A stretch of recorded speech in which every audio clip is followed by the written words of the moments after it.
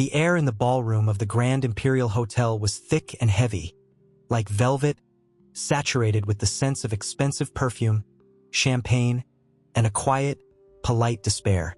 Alara Vance had learned to recognize this scent since childhood. She stood by a tall window overlooking the glittering lights of the night city, pretending to admire the panorama. In reality, she was just trying to breathe. Her silver silk dress, which cost more than an ordinary person's annual salary, felt like chainmail. Her perfectly styled blonde hair seemed like a helmet, and the polite smile glued to her face was a mask on the verge of cracking. Around her, a beehive of activity buzzed. A charity auction organized by her father, Arthur Vance. Men in tuxedos and women in designer gowns, sparkling with diamonds, moved smoothly through the hall, exchanging false compliments and closing invisible deals. "Alara, my dear," she turned. Her father stood beside her, his smile as carefully calibrated as her own. Next to him, like a prize stallion at an exhibition, stood Jonathan Astor III, heir to a shipping empire, whom Arthur had been pushing on her as a husband for the last 6 months. Jonathan was just saying his family has acquired a new yacht. "I think you two should take a cruise through the Mediterranean sometime," Arthur said, his words sounding less like a suggestion and more like an order. Jonathan smiled at her with a pearly white, predatory grin. "I would be delighted, Alara. Imagine. Just you, me, and the endless blue sea." Alara imagined it, and felt a wave of nausea. She nodded politely, murmuring something non-committal. She had to get out of there, right now. Citing a headache, she slipped out of the ballroom under her father's disapproving gaze. In the lobby, she handed the valet her ticket, but instead of waiting for her car, she turned the corner and started walking down the street, breathing in the cool, damp night air. She walked without noticing the way, trying to get as far as possible from the glitz and phoniness of the Grand Imperial. After a few blocks, in a quiet alley, she saw a small cafe. The Cozy Corner. The sign glowed with a warm, honey-colored light. Inside, through the fogged-up glass, she could see wooden tables, bookshelves, and the soft light of lampshades. This place was the complete opposite of her world. It was real. Alara pushed the door open. A small bell above it chimed melodically. Inside, it smelled of freshly brewed coffee, cinnamon, and old books. A young man stood behind the counter. He was wiping glasses, and the lamplight played on his dark, slightly disheveled hair. He looked up as she entered, and for a moment, their eyes met. He had whiskey-colored eyes, warm and attentive. They held none of the servility or flattery she was so used to seeing, just calm curiosity. "Good evening," he said in a smooth, velvety voice. "Hello," Alara replied, approaching the counter. She suddenly realized how ridiculous she looked in her silver dress and high heels in this simple, cozy place. "Could I have just a black coffee?" He nodded, set the glass aside, and got to work. His movements were precise and confident. He wasn't flustered, nor did he try to impress. He was just making coffee.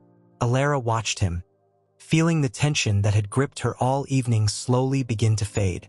"That'll be $3.50, he said, placing a steaming cup in front of her. She reached into her tiny handbag and realized she had no wallet, no cash, just her phone and lipstick. Her face flushed with shame. I think I forgot my wallet," she stammered, feeling like a complete idiot. A rich girl in an expensive dress who can't pay for a cup of coffee. What a cliché. He looked at her, then at the cup, and a faint smile touched the corners of his lips. It wasn't a smirk, but rather a look of understanding. "Don't worry about it. It's on the house," he said. "Tough night." His directness disarmed her.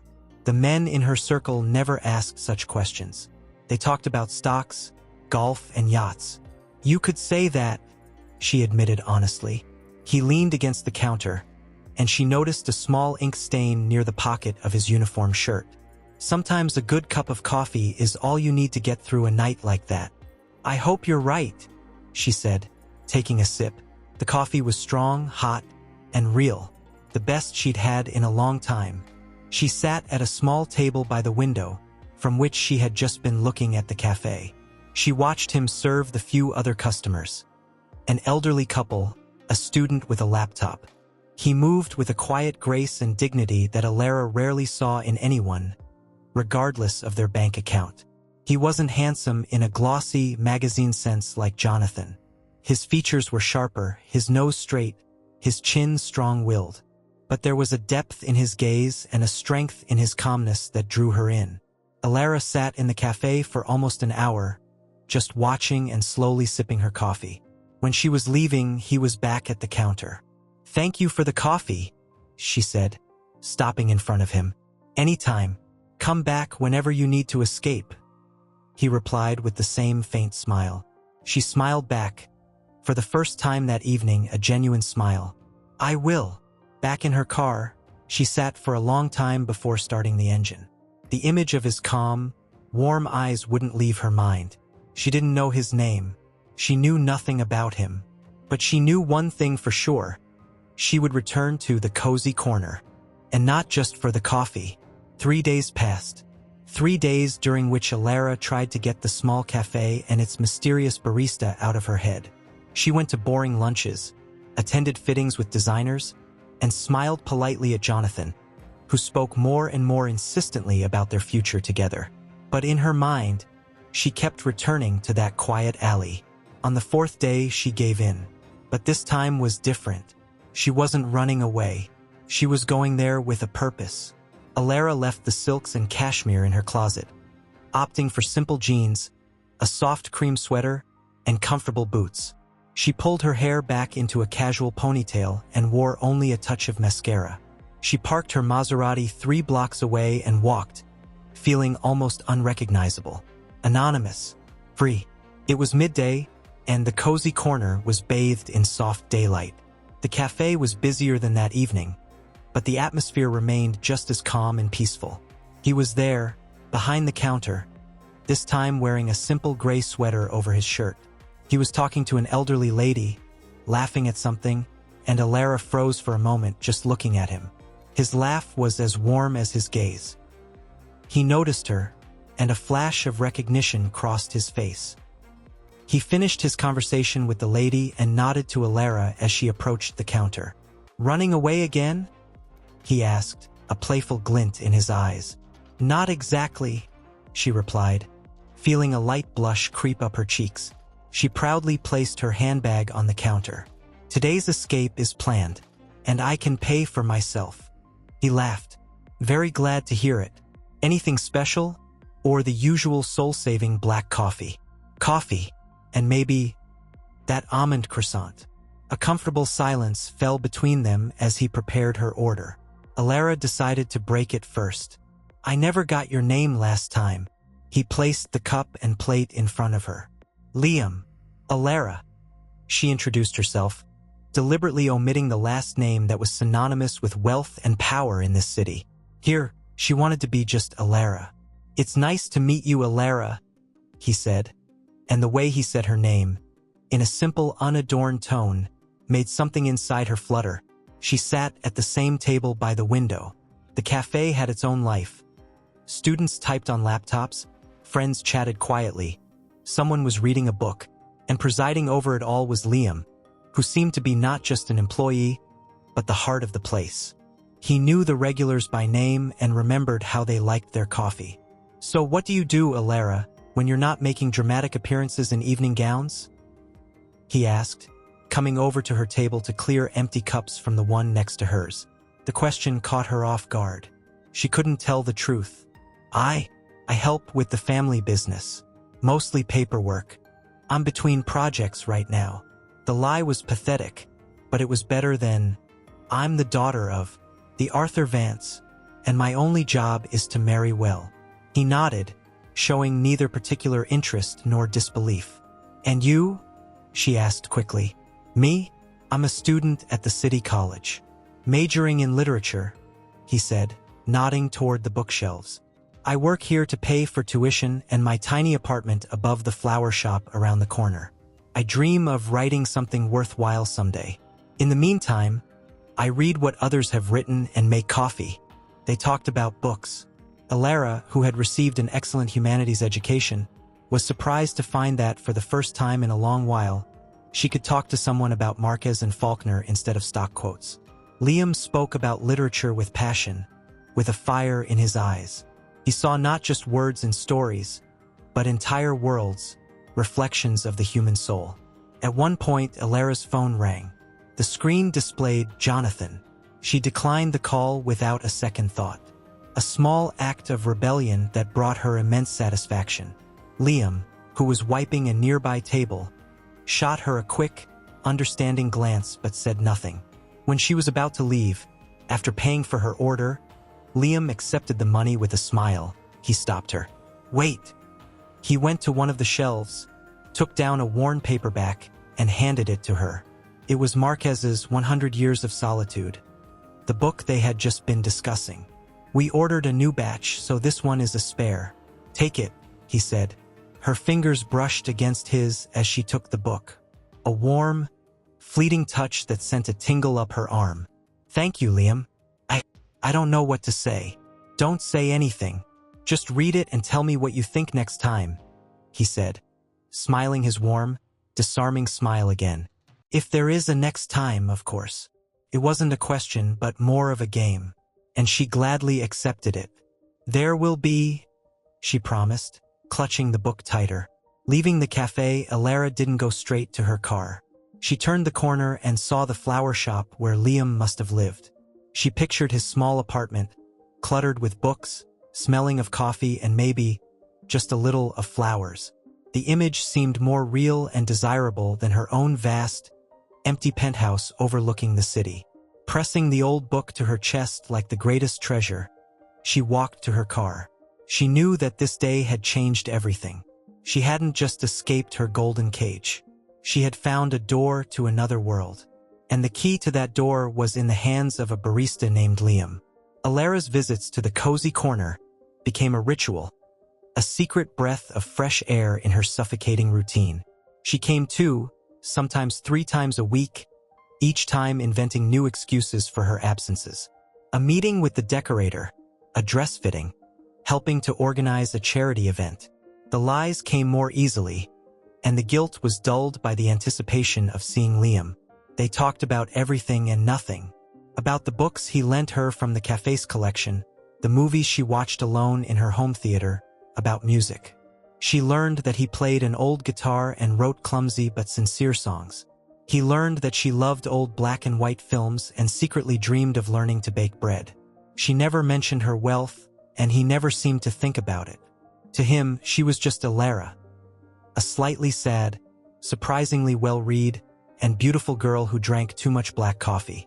Their relationship developed in small gestures, in the way he would start making her latte the moment he heard the bell chime above the door, in the way she would bring him the latest issue of a literary journal, in the long glances they exchanged across the room when he was busy with other customers. The air between them crackled with unspoken feelings. They both felt the attraction, but neither dared to make the first move, afraid of breaking the fragile magic of their cafe encounters. The contrast between her 2 lives became increasingly painful. In the evenings, she might be sitting in a lavish restaurant with Jonathan, who talked endlessly about futures trading and plans to expand their future home. He looked at her as a beautiful accessory that would complement his image perfectly. He never asked what she thought or dreamed about. He just filled the silence with the sound of his own voice. "We were thinking of Carrara marble for the bathroom," he'd say, swirling a $1,000 glass of wine. "And your father agrees we'll need a staff of at least 5. Alara would nod, smile, and mentally transport herself to the cozy corner.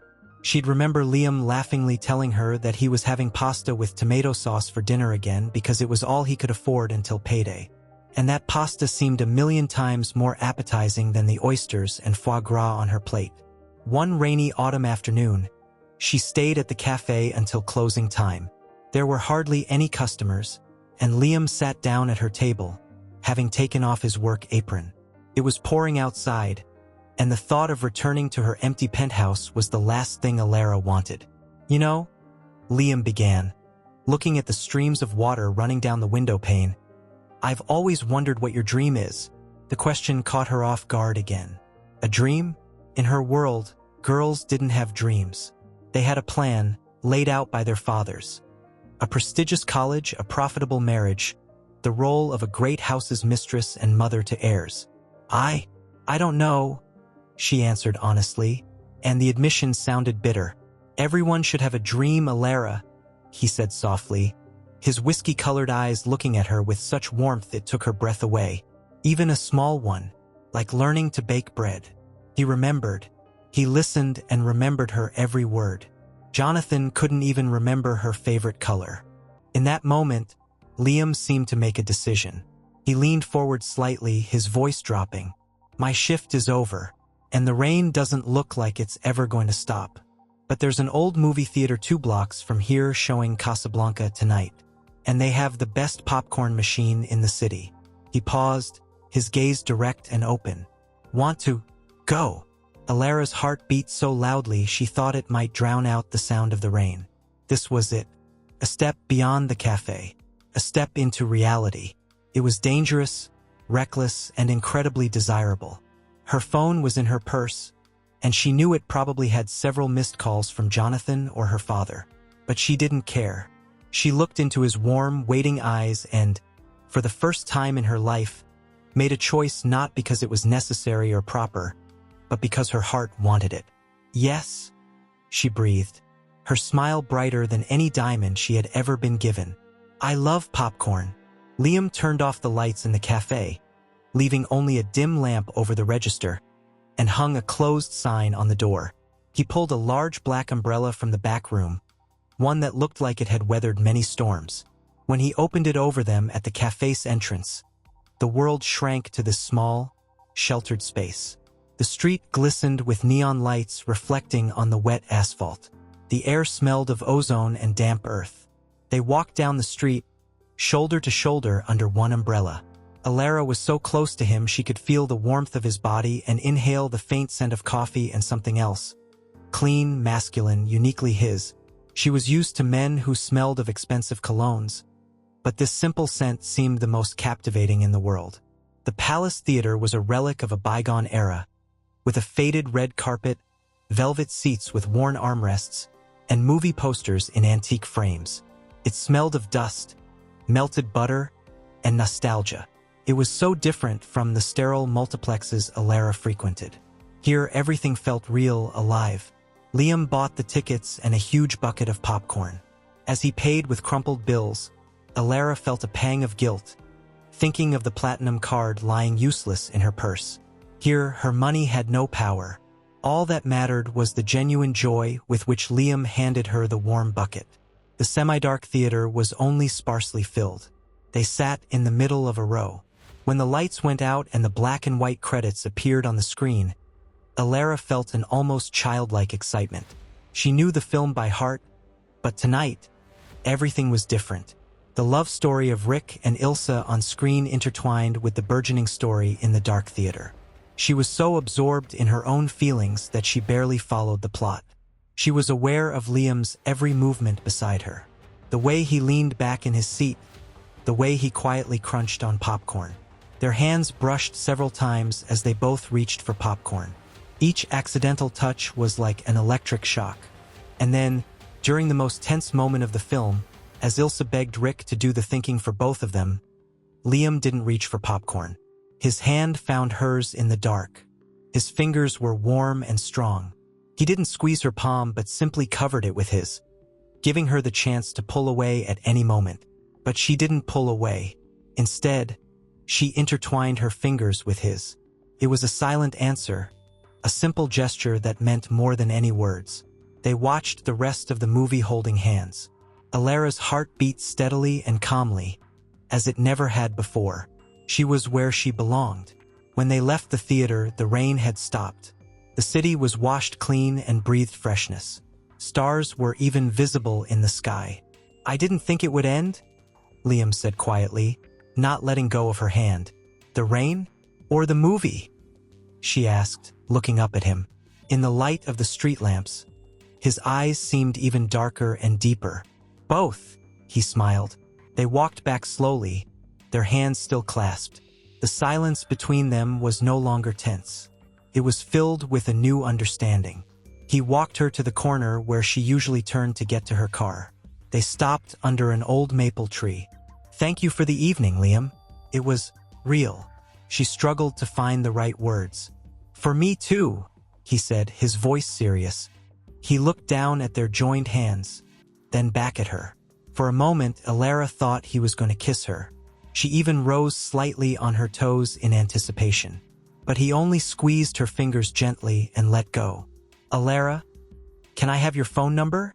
he asked. "In case it rains again, or just because." She recited the digits, her voice trembling slightly. He typed the number into his old, cracked smartphone. "Good night, Alara." "Good night, Liam." She watched him walk away, then went to her car. Sitting behind the wheel of the cold, leather-scented Maserati, she felt like an imposter. She took out her phone.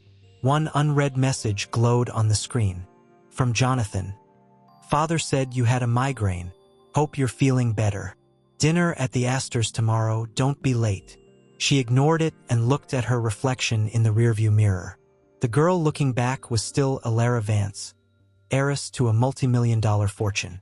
But something in her eyes had changed. There was a sparkle that no diamonds could give. A sparkle of hope.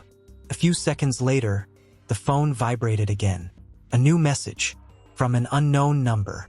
"Hope you got home safe. And just so you know, popcorn tastes better with you. L." Alara smiled, pressing the phone to her chest. She knew her world had just split in two, and she was ready, without the slightest regret, to step into the part that included a barista with an old umbrella and whiskey-colored eyes. The following weeks became a kaleidoscope of a double life for Alara. By day and in the evenings, she was Alara Vance, the dutiful daughter and perfect fiancée. She had lunch with Jonathan's parents at the country club, discussing guest lists for the engagement and choosing between platinum and white gold for the rings. She nodded, smiled, and felt like an actress in a poorly written play. Every word from Jonathan about our future, our children, our reputation, settled on her shoulders like an icy weight. But there were other hours. Stolen, precious moments when she became just Alara. She met with Liam, and it was like taking a breath after being underwater for too long. Their dates were laughably simple. They walked in the park, buying hot dogs from a street vendor, and he told her about his professors. They spent hours in secondhand bookstores, reading excerpts from old, worn books aloud to each other.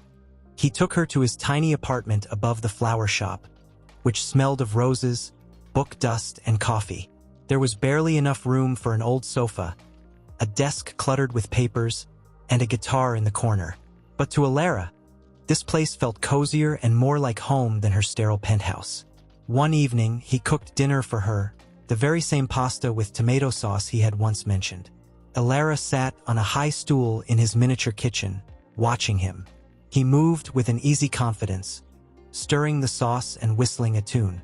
At that moment, in the dim light of a single bulb, wearing a simple t-shirt and old jeans, he was the most beautiful man in the world to her. "You've been quiet and smiling this whole time," he noted, turning to her. "What are you thinking about?" "That I'm happy." The words escaped before she could stop them. He stopped stirring the sauce and came to her. He wiped his hands on a towel, his expression turning serious. He took her face in his hands, which were large, warm, and smelled faintly of garlic and basil. "I'm happy too, Alara. With you, I feel like anything is possible." And then he kissed her. It was not the calculated, cool kiss Jonathan occasionally gave her. Liam's kiss was hungry and tender at the same time, full of the unspoken feelings that had built up over all these weeks. Alara responded with all the passion she could muster, pouring into that kiss all her longing for a real life, for sincerity, for love. In that moment, there were no Vances, no Astors, no lies. There were only the two of them in a tiny kitchen that smelled of tomato sauce. But the lies her life with him was built on hadn't disappeared. After that kiss, they became even more unbearable. She desperately wanted to tell him everything. Who she was, about Jonathan, about her father's pressure. But fear paralyzed her. The fear that the truth would destroy everything, that he would look at her differently, see not just Alara, but Alara Vance. A girl from another, unattainable world. Danger lurked at every turn. One day, as they were walking along the waterfront holding hands, a black Bentley drove past. Alara recognized it as the car of one of her father's business partners. In a panic, she snatched her hand back and pulled Liam around a corner, into the shadow of a building, her heart pounding wildly. "What's wrong?" he asked, surprised by her sudden reaction. I don't like those kinds of cars," she stammered. "They remind me of my old job, a very domineering boss." Liam accepted her explanation without question, but she saw a shadow of confusion in his eyes. The lies grew more elaborate, and the chasm between her two lives widened. That same evening, Jonathan made a scene. He was waiting for her in the living room of her penthouse, his face as cold as marble. "Where have you been all day? I called you 10 times. His voice was sharp, laced with possessiveness. "I told you, I was helping Charlotte pick out bridesmaid dresses." Alara lied smoothly, recalling the name of her cousin who was indeed getting married. "That's strange. I just spoke to your aunt and she said Charlotte flew to Milan yesterday." He hissed, taking a step toward her. His eyes narrowed dangerously. "So where were you, really, Alara? You've become so secretive. Always with your head in the clouds, whispering on the phone. Do you think I don't notice?" An icy grip seized Alara's heart. "Caught. She asked me to pick up some fabric samples. Her flight was rescheduled. She only left this morning," she improvised, feeling her face burn. Jonathan stared at her for a long, searching moment. "Something's going on with you, Alara. You've become distracted, distant. I hope you understand that our engagement isn't just a formality. It's a merger of two dynasties, Vance Industries and Astor Shipping. Any scandal, any carelessness, will cast a shadow on both our families. Your father will be very disappointed if you jeopardize this deal, this union." His words were like a slap. He wasn't talking about feelings or trust. He was talking about dynasties, deals, and reputation. He looked at her not as a woman he loved, but as a valuable asset behaving unpredictably. Later that night, lying in her huge, cold bed, Alara couldn't sleep. She took out her phone and opened her chat with Liam. It was filled with simple, warm messages, inside jokes, plans for their next meeting. That was her real world, her salvation. Then she opened her gallery and came across a photo taken by paparazzi a few months ago. She and Jonathan leaving the opera. They looked like the perfect couple from a magazine cover. Beautiful, rich, successful, and complete strangers to each other. She looked at the photo, then closed her eyes and remembered Liam's face when he laughed, and the taste of his lips. She realized she couldn't do this anymore. She couldn't be two people at once. The web of lies she had woven was tightening, and sooner or later, she would suffocate in it. It was time to choose, and she knew that any choice would break someone's heart, possibly her own. The decision came to her the next morning, with the first rays of sunlight piercing through the panoramic windows of her bedroom. It was clear, firm, and terrifying. She had to tell Liam everything. She owed him the truth, no matter how ugly it was. She could no longer build their fragile, beautiful world on a foundation of lies. She sent him a message, her fingers trembling. "Can we meet today? Not at the cafe. At the park by the old oak tree. I need to tell you something very important." The reply came almost instantly. "Of course. 3 o'clock. Is everything okay?" "It will be once I talk to you," she typed, and put her phone down before she could change her mind. The day passed in a haze. She mechanically canceled lunch with a friend and a visit to her stylist, ignoring indignant calls from her mother's assistant. She rehearsed her speech over and over, but the words got jumbled, sounding either too cruel or too pathetic. How do you tell a man who lives paycheck to paycheck that you're one of the wealthiest heiresses in the country? How do you explain that you're engaged to another man when you kissed him yesterday as if he were the only man on earth? She arrived at the park early. She was dressed simply, as she always was for her meetings with him. Jeans, a sweater, no jewelry. Autumn leaves rustled under her feet, and a cold wind whipped through her hair. She saw him from a distance. He was already waiting for her on their bench under the huge old oak tree, reading a book. When he saw her, he smiled and put the book in his pocket. That simple, warm smile made what she had to do 1,000 times harder. "Hey," he said as she approached. He moved to hug her, but she instinctively took a tiny step back. The smile vanished from his face, replaced by concern. "Alara? What's wrong? You're not yourself." She couldn't sit. She remained standing before him, her hands clasped tightly. "Liam, I should have told you this from the beginning, but I was scared. And the longer it went on, the scarier it got." He watched her in silence, giving her time to gather her thoughts. His patience was almost unbearable. "Everything you know about me is true. My love for books, for old movies, my feelings for you, all of it is real. But there's another part of my life that I've been lying to you about. Lying by omission." She took a deep breath, mustering all her courage. "My name isn't just Alara. My last name is Vance. My father is Arthur Vance." She saw the slight confusion on his face turn to recognition. The Vance name was known to everyone in the city. It was on buildings, on charitable foundations, in news headlines. "Vance? As in Vance Industries?" he asked quietly. It was less a question and more an attempt to process what he'd heard. "Yes," she whispered, her voice breaking. "And that's not all. I'm engaged. My father arranged my marriage to Jonathan Astor. It was decided a long time ago. It's like a business deal for them." She fell silent, unable to say another word. She just looked at him, awaiting his verdict, awaiting anger, contempt, disappointment. Liam was silent for a long time. He wasn't looking at her. His gaze was fixed on something in the distance, on the gray surface of the pond. His expression became unreadable. All the warmth, all the openness she loved in him, vanished as if it had never been. The bench under the old oak, their spot, suddenly felt alien and cold. When he finally looked at her, his eyes held no anger. They held something much worse, emptiness. "I see," he said finally. A single word, spoken in a flat, lifeless tone, hit her harder than any slap.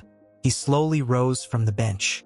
"So all of this, the walks, books, movies, was it something like a safari? An excursion into the world of common people for a bored rich girl?" "No, Liam, no!" she cried, and the tears she had been holding back streamed down her face. She stepped toward him, trying to touch his arm, but he pulled away. "It wasn't like that. You were my salvation, the only real thing in my life. Everything else is a lie. My life with them, that's the lie." He let out a short, bitter laugh. "Salvation? Alara, I make coffee to pay for a rented room. Your fiancé probably buys islands out of boredom. Don't you see how ridiculous this all is? You say your life is a lie, but you lied to me. Every minute we were together, you were lying. I was afraid of losing you." Her voice cracked into a shout. "I was afraid you would see my father's money instead of me, and everything would be over. And in the end, it's over because of it," he said quietly but firmly. He gave her a long, farewell look, and for a fleeting moment, she saw in his eyes all the pain he was hiding behind the mask of emptiness. "All this time, I was falling in love with a girl who, it turns out, doesn't exist. And you were probably playing a game. I don't blame you. It must have been fun. But the game is over. Liam, please," she begged. "I'll break off the engagement. I'll give everything up. I don't need anything but you." The words hung in the cold autumn air. She was ready. In that very moment, she was ready to burn every bridge and go with him anywhere, even to his tiny apartment above the flower shop. But Liam just shook his head. "Don't, Alara. You don't know what you're saying. You can't give up who you are. And I can't be your secret amusement or your pet project. I have my pride. It's not much, but it's all I have." He turned and walked away down the leaf-strewn path. He didn't look back. Not once. Alara was left alone under the old oak tree. Her legs gave out, and she sank onto the cold, damp bench. Sobs racked her body. She had told the truth and lost everything. The wind tore the last leaves from the trees, and they swirled around her like fragments of her shattered dream. She sat there for a long time until the park was empty and dusk fell. The cold chilled her to the bone, but she didn't feel it. Inside her was only an icy, ringing emptiness. When she finally found the strength to get up and stumble toward her car, the world seemed gray and foreign. The luxurious interior of the Maserati greeted her with the scent of expensive leather and silence. She started the engine and drove, not knowing where she was going, tears blurring her vision. The elevator carried her silently to the top floor of the skyscraper where her penthouse was located. Entering the vast, brightly lit living room, she froze. Her father, Arthur Vance, was standing by the panoramic window. His silhouette was sharply defined against the night city. He didn't turn at the sound of her footsteps, but she knew he was waiting for her. "I had hoped the rumors that reached me were just rumors," he said in a calm, icy voice. He turned slowly. In his hand was a tablet, its screen glowing in the dim light. He held it out to her. On the screen was a photo, grainy, taken from a distance but perfectly clear. Her and Liam, a few days ago on the waterfront. They were holding hands and laughing, happy and doomed. Jonathan was very upset when this was sent to him this morning.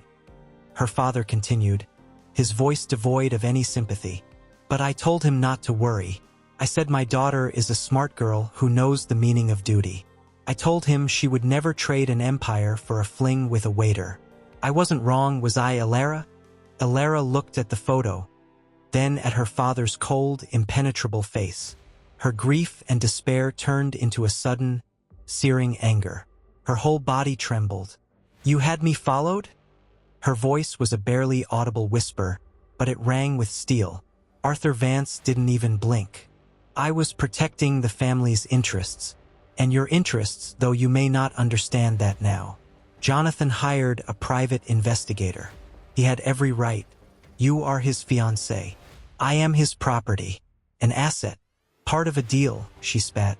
The tears had dried, leaving salty tracks on her cheeks. "Did you ever once think about me? About what I want? Or was I always just a piece on your chessboard?" "Don't be melodramatic, Alara," he cut in, setting the tablet aside. "I have given you everything. The best education, unlimited opportunities, a life that 99% of the world's population can only dream of. And I ask for only one thing in return, that you do your duty, that you secure the future of our family, our company, by marrying a man of your own class. A man who can multiply what we have built over generations." "And what if I don't want to? What if I love him?" she challenged, her eyes burning. For the first time, something like an emotion flickered across Arthur Vance's face. Icy contempt. "Love? You speak to me of love for a boy who serves coffee? What can he give you? A tiny apartment above a flower shop? A life from paycheck to paycheck? You think that's romantic? It's dirty and hard, Alara. You would break in a month. Your love would evaporate the moment you have to choose between paying bills and buying a new dress. You know nothing about him. Or me." "Oh, I know enough about him." Her father's voice became quiet and menacing. He went to the bar and poured himself a whiskey. "I have already taken care of this problem." The boy received a very generous offer. Enough for him to finish his college, leave the city, and forget you ever existed. I gave him a chance at a better life, and he took it. The world tilted under Ilara's feet. "What? You paid him to leave?" she whispered, unable to believe her ears. "I solved the problem," her father corrected, taking a sip. "He won't be bothering you anymore. He made the sensible choice. Unlike you, this was worse than anything she could have imagined." Her father hadn't just separated them. He had invaded their relationship, their feelings, and turned them into a dirty transaction. He had bought her love, just as he bought companies and works of art. The pain pierced her with renewed force, sharp and unbearable. She remembered Liam's words about his pride. Her father had trampled that pride, humiliated him, made him feel like he could be bought. No wonder he had left. No wonder he never wanted to see her again. "You're a monster," she breathed, backing away from him. "I'm a businessman," he replied calmly. "Now listen to me carefully, Alara. Your games are over. Tomorrow morning you will call Jonathan and apologize. In 1 month, the official announcement of your engagement will be made. In 6 months, the wedding. Your credit cards will be blocked, except for an expense account that I will personally control. Your driver will only take you to pre-approved appointments. You will be monitored until you learn to behave like a Vance again." It was a sentence. Not just a threat, it was a prison. The golden cage had slammed shut, and this time, she didn't even have the illusion of freedom. She looked at the man she called her father and saw a stranger, a ruthless strategist for whom she was just a pawn. She said nothing. There was no point in arguing or pleading. She silently turned and walked to her room. Every step echoed the pain in her broken heart. Closing the door behind her, she leaned against it and slowly slid to the floor. She was surrounded by luxury, silk wallpaper, antique furniture, works of art on the walls. But she felt like she was in a tomb. She took out her phone to call Liam, to scream that it wasn't true, that he couldn't have taken the money. But she knew she couldn't. Her father had surely bugged her phone. Any call she made would only harm Liam more. She opened their chat history. The last message from him: "Popcorn with you is tastier. L." Such a simple, tender phrase from another world, from another happy life that had ended today in the park. She laughed bitterly through her tears. Her father and Jonathan had won. They had cornered her, stripped her of everything she held dear. But as the first tears of despair dried, something else began to grow in their place. A cold, quiet rage. They could lock her up, control her money, watch her every move, but they couldn't control her thoughts. They couldn't take away the memory of the warmth of Liam's hand, the taste of his kiss, the feeling of freedom she had experienced with him. She looked at her reflection in the dark glass of the window. The girl she saw there was pale and broken, but deep in her eyes, an ember glowed, the ember of rebellion. They thought the game was over. They thought she had surrendered. They were wrong.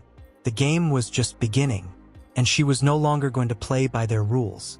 The first days of her confinement were the hardest. Alara woke up with a heavy feeling in her chest, as if a concrete slab was lying on her. The silence of the penthouse was deafening. Her life had turned into a strictly regulated schedule set by her father. Breakfast at 9. A fitting with a designer at 11. The driver is waiting downstairs. Lunch with her mother at 1. Only society topics allowed. Dinner with Jonathan at 7. Smile and feign remorse. She played her part flawlessly. She called Jonathan and said the words expected of her. "I'm sorry, I wasn't myself. It was a stupid, meaningless rebellion. It won't happen again." He accepted her apology with icy magnanimity, making it clear she was forgiven, but not forgotten. She smiled at her mother, discussed flowers for the upcoming engagement party, and even allowed Jonathan to hold her hand at dinner. To them, she was a broken, submissive princess, back in her place in the tower. But inside, behind the facade of obedience, a cold fire burned. She became more observant than ever before. She studied the habits of the guards who changed shifts at the elevator. She memorized the driver's schedule. She noted the blind spots of the security cameras in the hallways. Her mind, honed by years of studying strategy at elite schools, was now focused on a single goal: escape. She needed an ally, and she knew who it could be. Thomas, the gray-haired driver who had worked for her family for over 20 years. He had started when Alara was just a little girl. He drove her to school, comforted her when she scraped her knee, and secretly bought her chocolates her mother forbade. He had seen everything: her mother's coldness, her father's cruelty, her lonely childhood in the huge house. He was the only person in this world who saw her not as an heiress, but just as a child. The opportunity came a week later, during a trip to an art gallery for another cultural event. In the car, separated by a soundproof glass partition from the bodyguard in the front seat. They were almost alone. "Thomas," she began quietly, looking at his reflection in the rearview mirror. "Do you remember when you took me to the zoo when I was 7? I got lost by the monkey enclosure, and you found me. I was crying, and you bought me cotton candy and told me that even if you get lost, there's always a way home." He met her gaze in the mirror for a moment. His usually calm eyes warmed. "I remember, Miss Alara. You were a very brave little girl." "I don't feel brave anymore," she confessed, her voice trembling. "I feel like those monkeys in the cage. Only my cage is bigger and gilded." He said nothing, but his knuckles, gripping the steering wheel, turned white. She decided to take a chance. "My father, he took everything from me. He thinks he can buy and sell everything, even people's feelings. He told me that he paid Liam to disappear. You know who I'm talking about, right?" Thomas nodded slowly, his eyes fixed on the road. "I don't believe Liam took the money." Her voice grew stronger. "But I can't find out anything. I'm being kept under lock and key. I need help, Thomas. I need someone I can trust. I need eyes and ears outside this prison." The car stopped at a red light. Thomas turned his head and looked directly at her. In his eyes was not just sympathy, but an old sorrow. "Your father is a powerful and dangerous man, Miss Alara. He once broke your mother. She used to be as vibrant and bright as you are now, but he extinguished the light in her. I don't want the same thing to happen to you." He paused, making a decision that could cost him everything. "What do you need?" Tears of relief welled in Alara's eyes. She had an ally. "First, I need to know the truth. Can you go to the cozy corner? Find out what happened to Liam? If he left, if he took the money. Anything. Just be careful. Please." "I'll do it," he promised quietly. And as the light turned green, the car moved forward smoothly. 2 agonizing days of waiting passed. Alara continued to play her part, but inside, she trembled with fear and hope. Finally, on the way to another dinner with the Astors, Thomas found a moment. "I was there," he said so quietly she had to lean forward to hear. "The cafe is owned by an elderly woman, Maria. She told me everything." Alara held her breath. "The boy didn't take any money," Thomas continued, and every word was a balm to Alara's wounds. "Your father sent one of his men with a check for a huge amount. Liam, that's his name, tore up the check in front of him and told him to tell your father that not everything in this world is for sale. He was crushed. Mississippi Maria said she'd never seen him like that. He quit the same day, said he couldn't stay in this city anymore. He didn't even take his last paycheck." Alara closed her eyes, and a single tear rolled down her cheek. But it was a tear of triumph, not sorrow. He hadn't betrayed her. He was as strong and proud as she knew him to be. Her father had lied. He hadn't solved the problem. He had only confirmed how much better and purer Liam was than all of them. "He left?" she asked, her voice shaking. "Maria doesn't know where, but—" Thomas hesitated. "He left something for you, in case you came looking for him." He discreetly passed something to her through the gap in the partition. It was a book. The same worn copy of 100 Years of Solitude. Her heart hammered. With trembling fingers, she opened it. Between the pages they had once discussed lay a pressed flower, a small aster from their bench in the park. And beneath it, in the margin, written in his familiar handwriting, were just a few words. "I didn't believe him. I believed you, but I can't drag you into my life and you can't escape yours. Maybe in another story, another world. Be happy, Alara. L." She stared at the lines, and her anger, her resolve, her love merged into one overwhelming feeling. He hadn't given up. He hadn't sold out. He had let her go because he loved her and thought it was for the best. He thought she couldn't escape. "He's wrong, Thomas," she whispered, clutching the book to her chest. She looked up at the driver, and her eyes no longer held fear or despair, only an icy, unbending determination. "He's very wrong. I will escape, and I will find him, and this time we will write the story ourselves." The escape plan matured in silence and darkness. like a seed under a layer of frozen earth. By day, Alara was a flawless doll. She smiled while choosing porcelain with her mother for her future home, discussed her honeymoon itinerary to Bali with Jonathan, and nodded obediently when her father spoke of the need to make the right impression at the upcoming engagement party. But at night, when the penthouse fell silent, she transformed into a strategist. Her battlefield was a laptop, bought with cash by Thomas and smuggled into her room. Her weapon was the knowledge gained in the world's best business schools. Her father had taught her to manage assets, and now she would use those lessons against him. She remembered the trust fund her maternal grandmother had left her.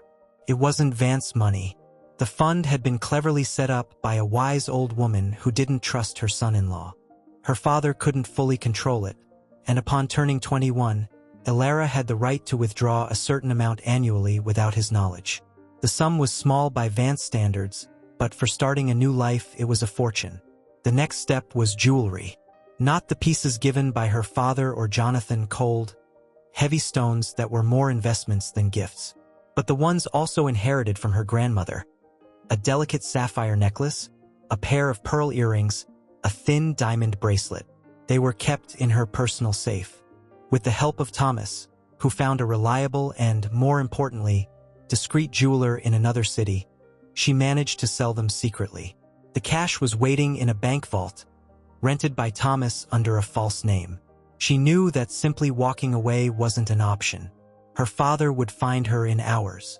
She needed to disappear, to become a ghost. The plan required the perfect moment, a moment of maximum chaos to create a distraction. And such a moment was approaching. The engagement party for Alara Vance and Jonathan Astor III was to be the social event of the year. Hundreds of guests, press, security, the perfect smokescreen. A week before the party, she made her move. Through a secure connection, she contacted the law firm managing the trust and initiated a transfer of funds to a newly created anonymous account. Then she bought a used backpack, simple clothes, jeans, hiking boots, a few sweaters online and had them delivered to the address of a distant relative of Thomas. She thought of every detail. A cheap flip phone, a prepaid SIM card, bus tickets bought with cash under the name Jane Smith to a small, godforsaken town on the other side of the country. The day of the party arrived. The vast Vance estate was buzzing like a disturbed hive. Hundreds of guests in tuxedos and evening gowns flowed like a river across the marble floors. The air chimed with laughter, the clinking of glasses, and the music of a string quartet. Alara was at the center of this whirlwind. She wore the dress Jonathan had chosen for her, white, embroidered with pearls, resembling a wedding gown. She was the symbol of their union, their victory. She danced with Jonathan, her hand on his shoulder, a polite smile on her face. "You look magnificent tonight," he whispered in her ear. "The perfect future, Mrs. Astor. Father is proud of you." "I'm doing everything to make him proud," she replied in a steady voice, her words carrying a double meaning he didn't catch. She saw Thomas by the service entrance, dressed in livery. He gave her a barely perceptible nod. Everything was ready. The backpack was waiting for her in Thomas's old car, parked in the back lot, far from the line of Bentleys and Rolls-Royces. The climax of the evening was to be her father's speech. When Arthur Vance took the stage set up in the ballroom and picked up the microphone, all conversations ceased. Glasses were filled with champagne. "Friends, partners, family," his voice boomed. "Tonight, we celebrate not just an engagement. We celebrate the future. A union of two great families, Vance and Astor, that will strengthen our position for decades to come. And the symbol of this union is my daughter, my beautiful Alara." This was the signal. Alara, standing next to Jonathan, pretended to feel faint. She pressed a hand to her forehead and whispered, "Excuse me, I need a moment. Some air." Jonathan shot her an irritated look. She was ruining his triumphant moment. "Go, but be quick." She turned and walked not toward the main restrooms, but in the opposite direction, toward the east wing where the staff rooms were located. Her heart pounded against her ribs like a bird against cage bars. Every step was a risk. Anyone could stop her, but all eyes were on her father on stage. She slipped into the service corridor. The silence after the din of the ballroom was deafening. She almost ran down the dimly lit hallway, her pearl dress rustling on the floor. There was the door, a small storage closet where she had hidden a bag with a change of clothes that morning. Locking herself inside, she tore off the hated dress, which had cost a fortune, and threw it to the floor like a snakeskin.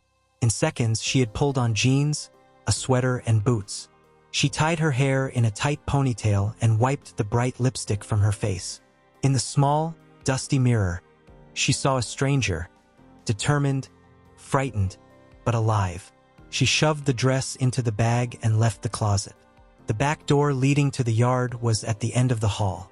She could already see the moonlight filtering through the glass panel. Just a few more steps. Alara? She froze. Jonathan's voice. He was standing at the other end of the corridor. He had noticed her maneuver after all. His face twisted from surprise to fury. "What the hell are you doing here? And what are you wearing?" He hissed, striding toward her. "I'm leaving, Jonathan," she said calmly, though a knot of fear tightened in her stomach. "Leaving? Where? We're supposed to cut the cake in 5 minutes.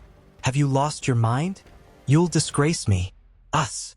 He grabbed her arm, his fingers digging in like a vice. In that moment, something inside her snapped. All the fear, all the submission that had built up for years vanished. She looked him straight in the eye, her gaze as cold as steel. "Let go of me," she seethed. "You're not going anywhere. You're my fiancé. I am not a thing to be bought, Jonathan, and I will never be your wife." She wrenched her arm free with a sharp, forceful movement. "You don't love me. You love the deal you made with my father. All you care about is your image and your money. So take it. I'm taking my life back." She turned and ran for the door.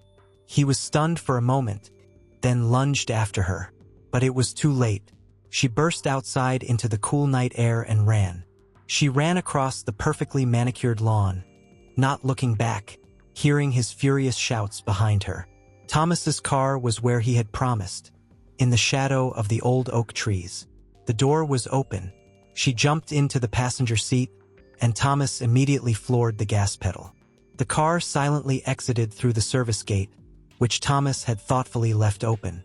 They drove in complete silence for a few minutes, away from the lights of the estate. Alara was breathing heavily, adrenaline coursing through her veins. "You did it, Miss Alara," Thomas finally said, a note of relief and pride in his voice. He drove her to the outskirts of the city, to a deserted parking lot by the bus station.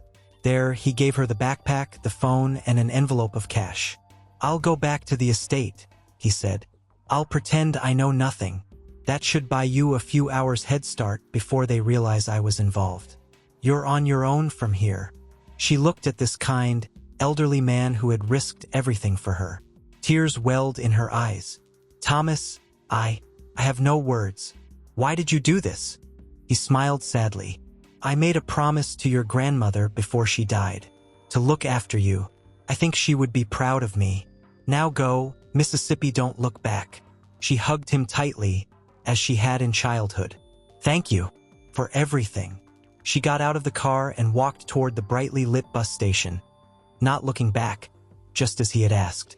Blending into the crowd of weary travelers, she became invisible. Jane Smith, a girl with no past. An hour later, sitting by the window of a night bus heading west, she watched the lights of her hometown fade into the distance. She was alone. She had nothing but a backpack with worn clothes and money in her pocket.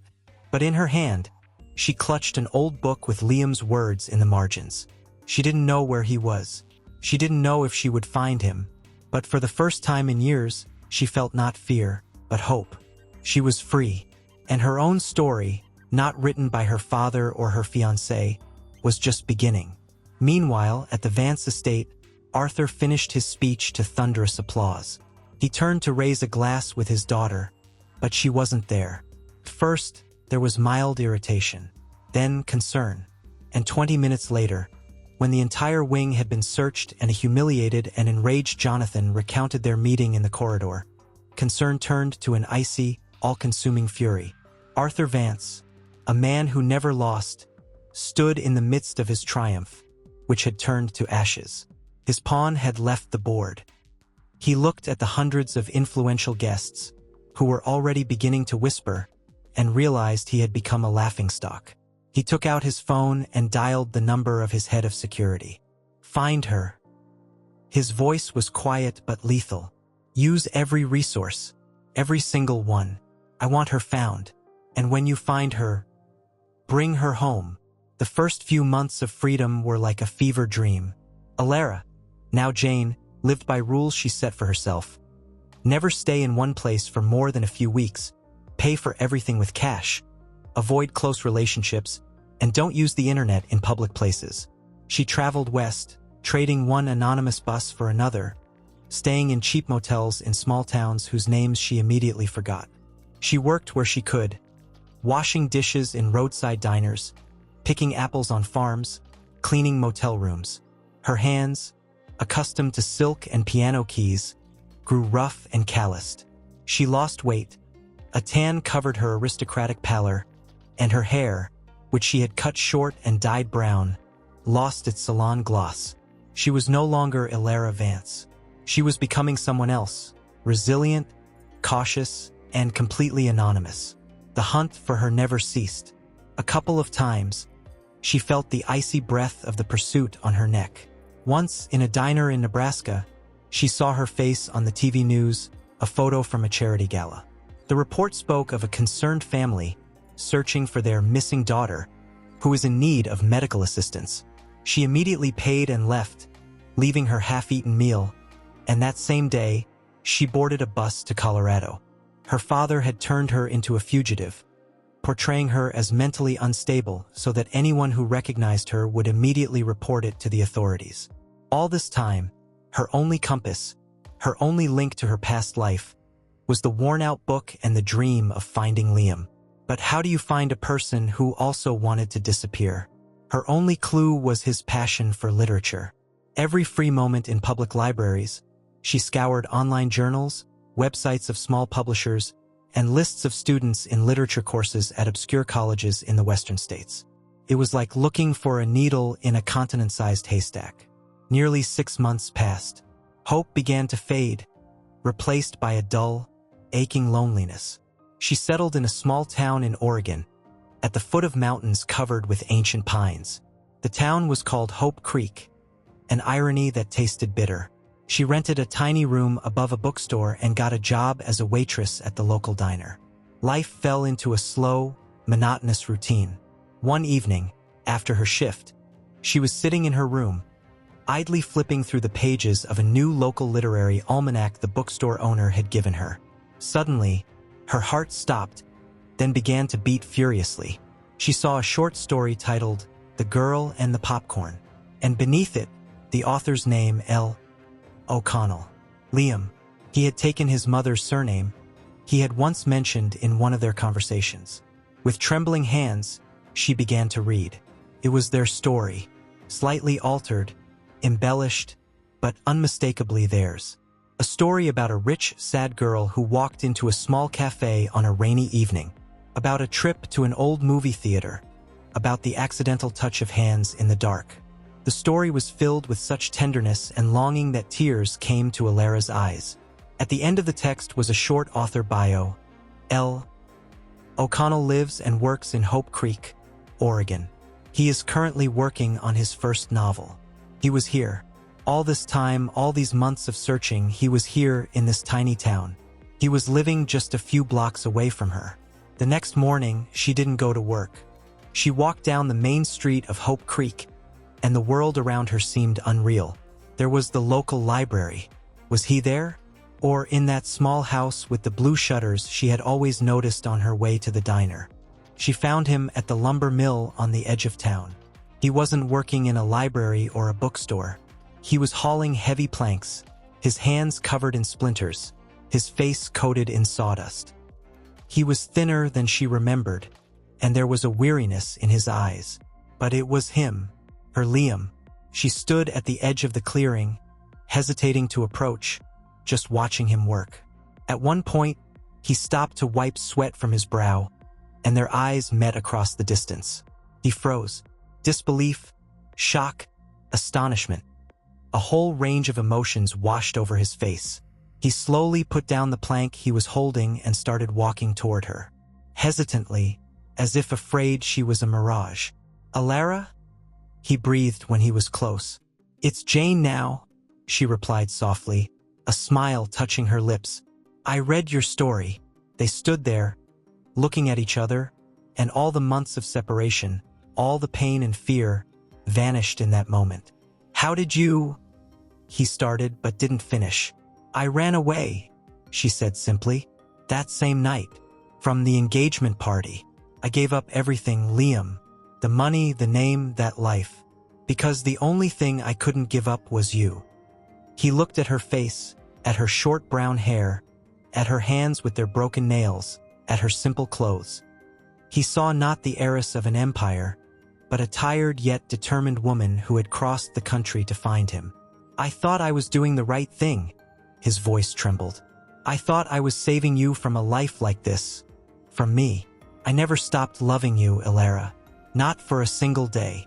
And in that moment, amidst the noise of the lumber mill, under the shade of the Oregon pines, he stepped forward and embraced her. She buried her face in his shirt, which smelled of wood and sweat, and cried, for the first time, not from sorrow, but from happiness. Their new life began not with romantic walks, but with hard work.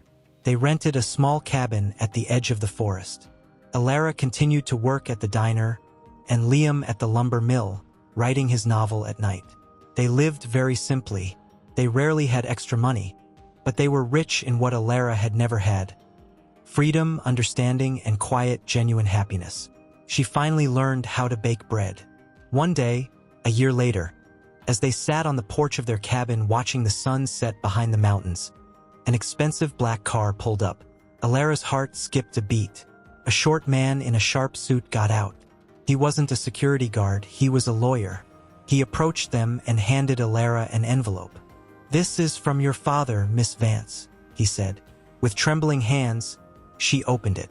Inside, there was no court summons, no threats. There was just one document, a deed transferring her grandmother's trust fund to her in full ownership, and a short note, written in her father's hand. "You won. Your grandmother would be proud of you." She looked at Liam, then at the mountains, then at the simple wooden cabin that had become her fortress. She hadn't won because she got the money.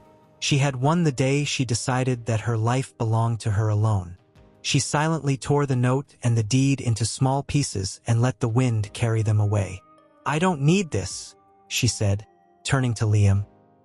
He took her hand, on which there were no rings except for a thin strip of tan, and smiled. "I know. We don't need anything but this." He pulled her close, and they watched as the last rays of sun painted the sky in gold and crimson. Their story was not a fairy tale about a princess and a pauper.